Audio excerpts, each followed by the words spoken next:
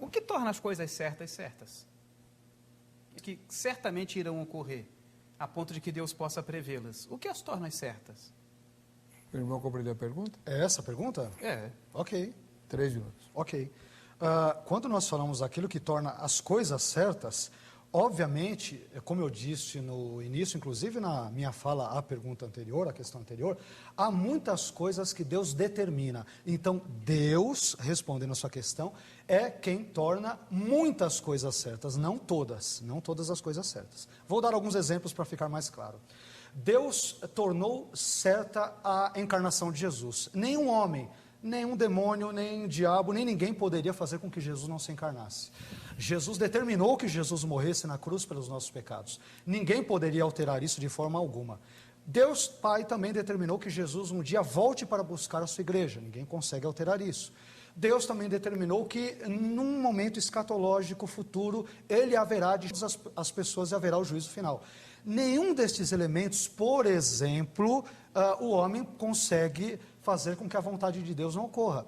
Agora, existem situações em que, obviamente, a vontade de Deus é desobedecida de ponta a ponta, de Gênesis até Apocalipse. Tem situações muito claras que mostram que a vontade de Deus é desobedecida. Então, quando falamos que Deus ele determina muitas coisas, pelo menos a partir de uma perspectiva arminiana, sem dúvida ele determina, ele é Senhor, mas para ser soberano ele não tem que determinar cada ato, cada molécula, cada levantar de dedo, cada aceno, cada detalhe da nossa vida, né? Ele não precisa necessariamente fazer isso, e nem isso está claro nas Escrituras. E a partir disso, como arminiano, obviamente eu esposo a ideia da liberdade libertária. Então eu entendo que a experiência comum de deliberação, ela supõe que as nossas escolhas não são dadas. Eu tenho uma experiência de deliberar, de pensar sobre algo e agir. Isso me mostra que as minhas escolhas não estão determinadas por nada e nem por ninguém. Em segundo lugar, parece que intuitivamente, né, muitas das nossas ações, elas cabem a nós mesmos, no sentido de que quando nós estamos diante de uma determinada decisão, ambas as opções, ou múltiplas delas, de fato estão dentro do nosso poder de escolha. É a fala de Deus para Caim. Caim, você não precisa matar o seu irmão Abel. Apesar de Calvino traduzir e dizer que Deus determinou que Caim matasse Abel, isso não está no texto. Isso é com todo respeito do mundo, é uma exegese, é a imposição de um pensamento estranho ao texto. Em terceiro lugar, os defensores do livre-arbítrio libertário, eu, por exemplo, levam muito a sério o julgamento bem difundido de que nós somos moralmente responsáveis por nossas ações e que a responsabilidade moral exige liberdade moral. Podemos resumir isso por meio do seguinte silogismo: se somos seres moralmente responsáveis por nossas ações, devemos ser livres. Segundo, a experiência nos mostra que somos moralmente responsáveis pelas nossas ações, salvo se alguém tiver alguma incapacidade mental e assim por diante. Logo, finalmente, devemos ser livres. Resumidamente, correndo, é isso. Tá bom. Reverendo Ricardo. Meu irmão, extremamente complicado tudo isso. E sempre retorno aqui. Precisamos entender melhor a questão da criação.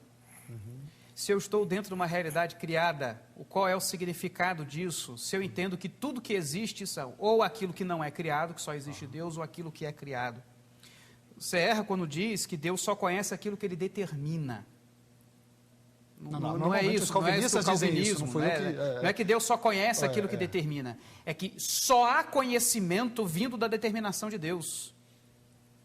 Não existiu um conhecimento que não venha da ação de Deus, ainda que seja a deturpação daquilo que Ele fez. Que foi o que a serpente fez com Eva, e depois Eva, por sua vez, fez a sua própria deturpação. Mas tudo isso se fundamenta em todo o ambiente, em toda a capacidade, em tudo aquilo que é, no que Deus cria.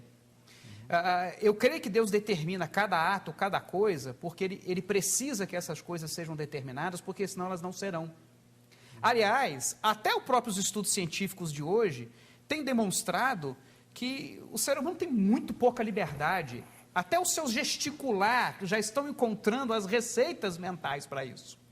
Mostrando que a forma como eu falo, a forma como eu gesticulo, tudo isso é proveniente de uma fundamentação interna. E não é interessante que essa fundamentação interna é criada? Não é interessante que tudo aquilo que eu sou, tudo aquilo que me constitui é criado? Quando eu entendo que tudo é criado, eu entendo que tudo está relacionado com o seu Criador. Quando você relaciona a responsabilidade à liberdade, você está condicionando o próprio Criador a esse sistema. Onde que está escrito nas Escrituras que responsabilidade está ligado à liberdade? Onde Deus estabelece que é a minha liberdade que me traz culpa? É o ato que me traz culpa. Não é o fato de eu poder escolher outra coisa.